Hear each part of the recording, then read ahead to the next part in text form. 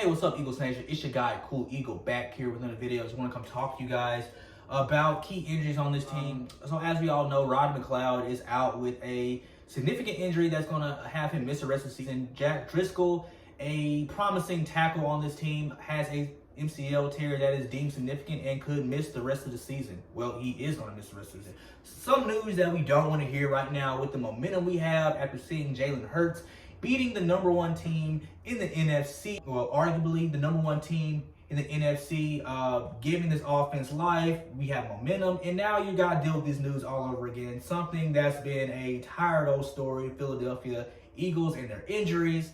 And now we're going up against a team in the Arizona Cardinals who are good on both sides of the football. We know what they represent on offense, that air raid offense. A lot of media experts like to call it, with Kyler Murray.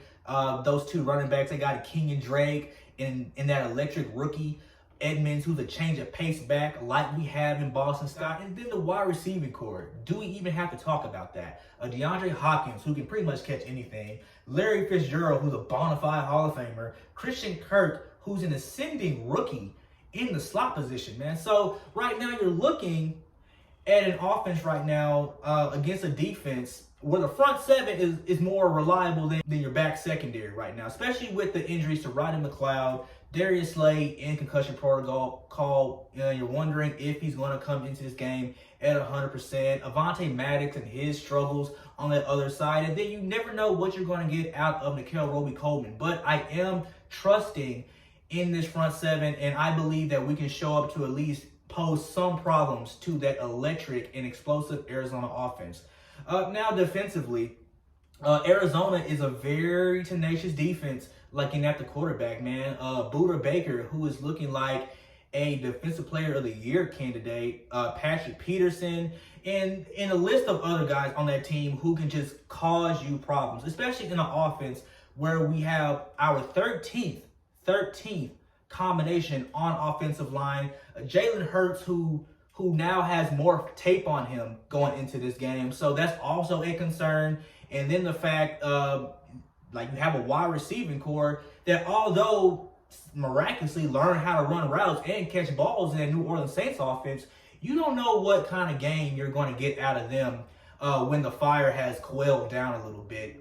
Even though we still have a great chance to win this NFC East if we can somehow pull out this victory in Arizona. Now, I've been hearing like a lot of Wentz slander, and as y'all know, I am the defender of Wentz, and so the man's on the bench. So why are we still talking about him, man? Like, I thought y'all want him on the bench. Now that he's on the bench, now you're still talking about him. And I was hearing some Wentz slander yesterday that I wanted to address, man. Some YouTuber named Cowboys Fan Talk was like, Wentz only has one winning season in his 5 years, which is absurd, and it shows you how much hate and how much little research these anti-Eagles guys really have. Okay, so Wentz, 2017, did we forget about that? His MVP season where he went 11-2 and basically won the division when he got injured, because Dallas was nowhere in sight that year.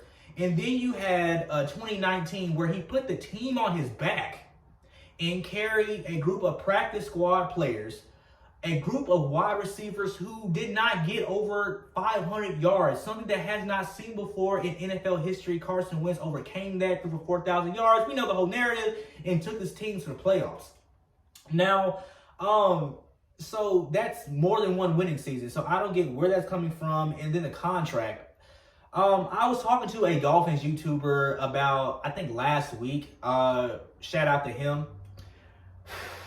And he basically called, because I brought some stats of Carson Wentz. Y'all know 48-14, 28-19, higher touchdown percentage, Brady Rodgers. Okay, y'all heard all I've had to say on that.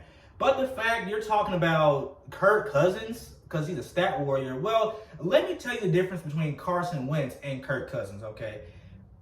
Kirk Cousins got franchise tagged twice. Dak Prescott is about to get franchise tagged twice, if they don't give him a contract, okay?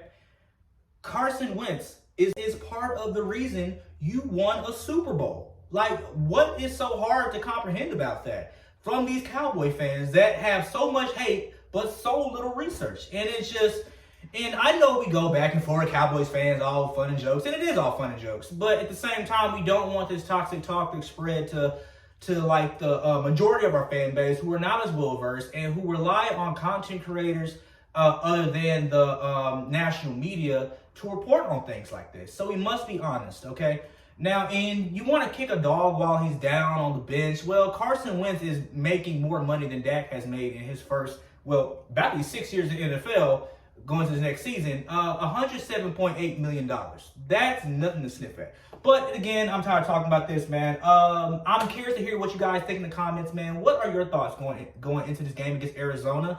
Do these injuries play a key part? And, you know, what are your keys to victory against Arizona? Let me know in the comments. Thank you. Remember, like, subscribe, and let's talk some fucking football.